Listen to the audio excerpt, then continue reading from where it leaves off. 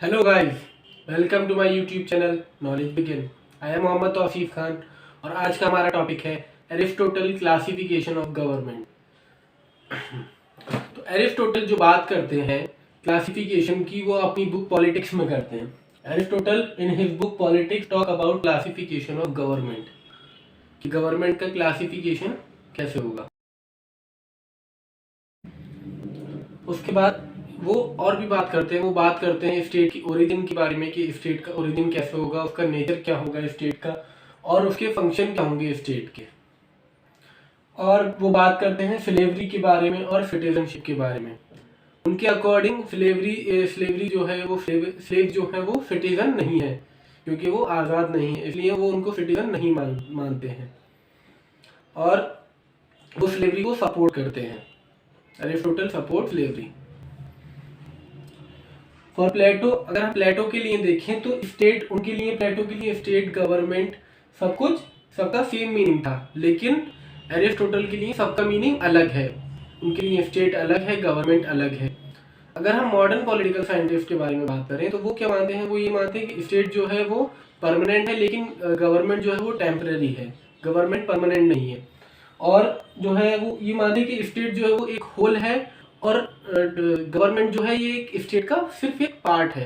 बात करते हैं कि एरिस्टोटल ने किन बेसिस पर क्लासिफिकेशन किया।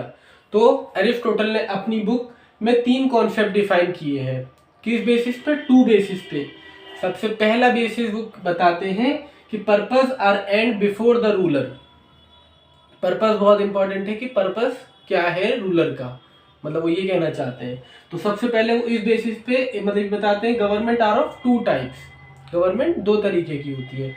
One is abnormal form of government and another one is abnormal form of government.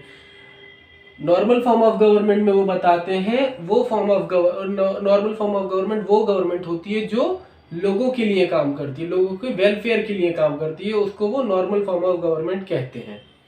उनके अकॉर्डिंग दूसरा बताते हैं वो abnormal form of government. Abnormal form of government वो उसे कहते हैं जो अपने फायदे के लिए काम करती है, अपने इंटरेस्ट के लिए काम करती है, दूसरों का फायदा नहीं देखती, उसको वो एबनॉर्मल फॉर्म ऑफ गवर्नमेंट कहते हैं।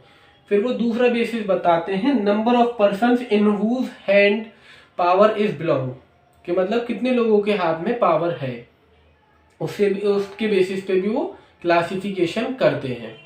अब बात करते हैं कि एरिस्टोटल ने जो क्लासिफिकेशन किया है वो 3 कॉन्सेप्ट कौन कौन से हैं या कैसे क्लासिफाई किया है। तो जैसे कि हमने अभी पीछे पढ़ा कि 2 बेसिस पर क्लासिफाई किया है उन्होंने, हमने वो डिस्कस करे। तो उनमें से दूसरा बेसिस क्या था जिस पर उन्होंने क्लासिफाई करा, तो वो था नंबर ऑफ पीपल पर, कि नंबर ऑफ पीपल जो रूल करते हैं। तो उसी के बेस पर उन्होंने डिफाइन किया। सबसे पहला वो डिफाइन करते हैं कि rule of 1 person, rule of 1 person की गवर्नमेंट कौन कौन सी होंगी। फिर रूल ऑफ फ्यू पर्सन, जहां पे कुछ लोगों का रूल हो सिर्फ। Rule of many people. तो सबसे पहले rule of 1 person. Rule of 1 person में वो 2 गवर्नमेंट्स के बारे में बात करते हैं। सबसे पहले मोनार्की, जिसे वो क्या मानते हैं, नॉर्मल फॉर्म ऑफ गवर्नमेंट। जैसे कि हमने अभी पीछे पढ़ा था कि नॉर्मल फॉर्म ऑफ गवर्नमेंट वो होती हैं जो लोगों के वेलफेयर के लिए काम करती हैं, यानी कि वो मोनार्की को जो है वो नॉर्मल फॉर्म ऑफ गवर्नमेंट में रखते हैं, अच्छी गवर्नमेंट मानते हैं, यानी कि वो गवर्नमेंट मानते हैं जो लोगों के वेलफेयर के लिए काम करती है। दूसरी वो रखते हैं मोनार्की के साथ जहां पर 1 ही पर्सन का रूल होता है, वो होता है टायरेनिकल।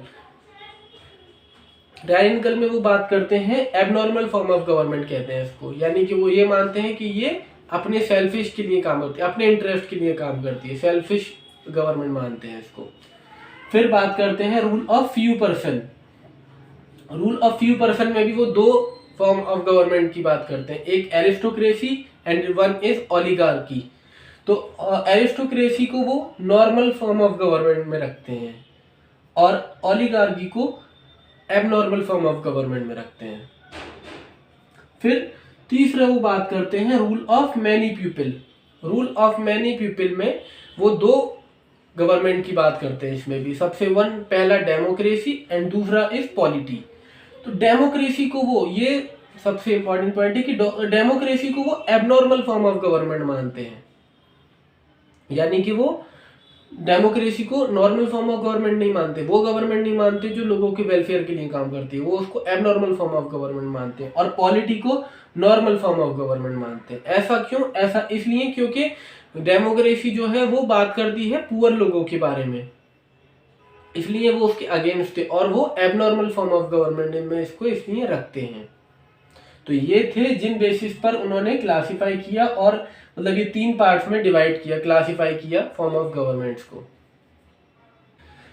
अब अगर हम आज के टाइम पर देखें तो डेमोक्रेसी जो है वो मतलब अगर हम ये फॉर्म अगर अपनाना चाहें आज के टाइम में एरिस्टोटल की क्लासिफिकेशन ऑफ गवर्नमेंट, तो ये पॉसिबल नहीं है, क्योंकि वो डेमोक्रेसी को जो है वो एबनॉर्मल फॉर्म ऑफ गवर्नमेंट में रखते हैं।